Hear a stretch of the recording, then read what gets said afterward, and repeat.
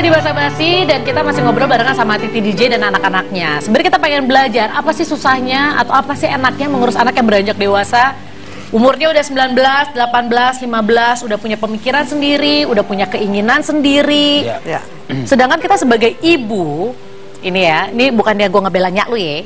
Cuman sebagai ibu tuh karena kita punya pemikiran-pemikiran, udah punya harapan, kita punya pengalaman yang pengennya sih ya anaknya diarahkan supaya nanti pengennya jalannya lebih mulus gitu dibanding ibunya. Cuma sama anak-anak sering dikonotasikan itu adalah sebuah kekepoan. Tadi sebelum pertanyaan gue, balik ke pertanyaan gue. Tadi ketika misalkan kalau disuruh memilih antara ibu kepo sama hubungan gue pengen gitu. Ibaratnya kalau dulu ya, nggak tahu ya kalau sekarang. Kalau dulu kan ibu-ibu orang tua cenderung ngelarang anak-anaknya pacaran di usia muda seperti ini. Coba kita nanya sama ibu-ibu zaman dulu, betul ibu-ibu zaman dulu? Nah sekarang ibu-ibunya yang, ayo dong pacar kamu sini kenalin sama mama. Tapi ngerasa terganggu dalam tanda kutip dan ngerasa terlalu kepo. Kenapa sampai berpikiran kayak begitu? Kalau misalnya nanya di mana gitu-gitu sih nggak apa-apa, tapi kalau misalnya ada yang kayak gimana ya? Kayak kalau susah nyari jawaban berarti nggak ada. Ada kayak dia lagi merumuskan. Ada kayak. Ayo bantu. Benar, kalau susah cari jawaban berarti emang nggak ada. Pertanyaan paling kepo dari nyokap. Diem pengen tahu tapi kelihatan gitu pengen taunya kayak pengen dikenalin tapi kayak mendingan aku yang kenalin aja jangan nanti tiba-tiba yang kayak tadi ya diem sok-sok nanya ternyata nyamperin gitu. Nggak, tapi nggak mungkin juga sampai mama, hai saya mamanya Dava. Kamu nggak mungkin juga gitu kali. Mereka takutnya gue tuh begitu, padahal enggak sih. Padahal hai sini gitu. Kepoan.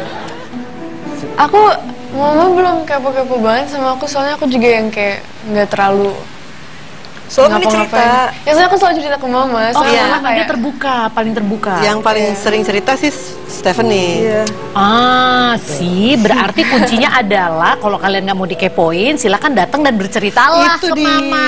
Itu kuncinya. Jadi tips untuk bisa mengorek anaknya, tapi kita harus sensitif, maksudnya kita harus peka. Bisa ada gestur atau ada kelakuannya yang sedikit berbeda ya dengan cara yang enak gitu ya, dideketin terus diajak ngomong gitu. Tapi bukannya kalau misalkan punya temen dekat terus dikenalin bukannya bangga ya, ih gila nyokapnya Titi DJ loh. Enggak, saya tahu mereka bangga sama saya, tapi mereka bukan tipe yang hei, lo tau gak gue siapa? Gue tuh anaknya Titi DJ, gak gitu. Tapi sekarang kita pengen tahu ya sebenarnya mereka itu seberapa kenal sih sama mamanya? Seberapa tahukah mereka dengan mamanya? Silakan Wendy. Baik. Kita akan lihat seberapa tahu mereka masing-masing. Ini untuk siapa dulu? Anak-anaknya atau Mbak Titinya dulu? Buat anak-anaknya ya. Apa nama geng arisan mama kalian? Gak tahu namanya. Nggak tahu namanya apaan. Gak tahu juga. Maksudnya punya. Aku aja nggak tahu dia punya grup batisan. Oke, kalau tahu sih punya kayak grup dengan orang tua satu sekolah gitu tahu, cuman kayak kagak pernah tahu. Emang baru mama ikut gabung sih, baru aja. Jadi karena memang cerita. Pembelaan. Enggak, emang tadinya ada grup ibu-ibu, tapi akhirnya angkatannya Salma kan udah lulus ibu-ibunya anak-anaknya. Tapi kita ibu-ibunya pengen tetap berkumpul, akhirnya bikin arisan. Oke, jadi baru aja belum ada setahun kan. Belum ada setahun, jangan dikasih tahu namanya. Ketiga anaknya di sini nggak tahu. Bagaimana dengan Salwa? Apakah Salwa tahu jawabannya? Kita diam-diam sudah menghubungi Salwa. Namanya geng arisan ibu angkatan 14. Jawabannya angkatan 14. Bener nggak nama geng arisannya angkatan 14? Bener. Iya. Yeay, cuma Salwa yang tahu. Yang lain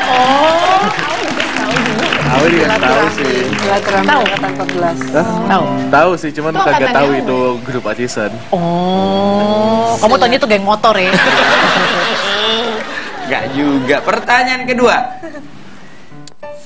Ini lebih spesifik nih. Siapa teman curhatnya mama? Tante Jenny. Oke, Tante Jenny, Stephanie? Ada kok anak-anak mama. Anak-anak? Anak-anak mama. Oke, kalau menurut Salwa? Tante Jenny. Tante Jenny. Mama? Nggak ada yang nanya Tante Jenny itu siapa? Ya bener dulu, ditanya dulu. Kan ada dua jawaban yang berbeda soalnya. Soalnya kan bilangnya anak-anak. Yang gue ini bilang Jenny, Tante Jenny. Dua-duanya sebenarnya benar. Karena ada hal-hal yang tidak bisa saya diskusikan ke anak-anak. Betul. Saya diskusikan dengan Jenny. Jenny adalah salah satu manajer saya. Yang ikut ke sini? Ya. Oh, itu Tante Jenny. Ya, dan juga Dewo, kakak saya. Tapi ada juga yang saya hanya bisa ngomongin ya ke anak-anak. Ya akhirnya curhatnya ke anak-anak gitu. Oke. Tapi Tante Jenny selalu ada setiap mau curhat atau harus gosok Jenny itu dulu, lebih itunya kepada baru keluar? pekerjaan. Emang lu pikir Jin? Tante Jenny. Bahasa Inggris ceritanya. Jenny itu lebih kepada ya pekerjaan. Ya ada nyerempet-nyerempetnya juga ke pribadi, ke sehari-hari gitu. Tapi pernah nggak akhirnya menggunakan si Tante Jenny ini sebagai penengah ke Mbak Titi dan anak-anak ketika memang kayaknya ini udah nggak bisa dikelarin nih, gue butuh pihak ketiga nih. Selama ini sih nggak pernah butuh pihak ketiga ya. Selalu langsung. Ya. Direct ya, langsung ya. Iya, ngomong langsung. Oke. Ini sebenarnya ada satu pertanyaan lagi yang aku penasaran, tapi nanti aja ya. Ini ada satu pertanyaan lagi sebenarnya yang kita pengen tahu aja. Kalau dulu kan ketika masih kecil, kita kan selalu yang, mama sayang kamu, mama sayang kamu.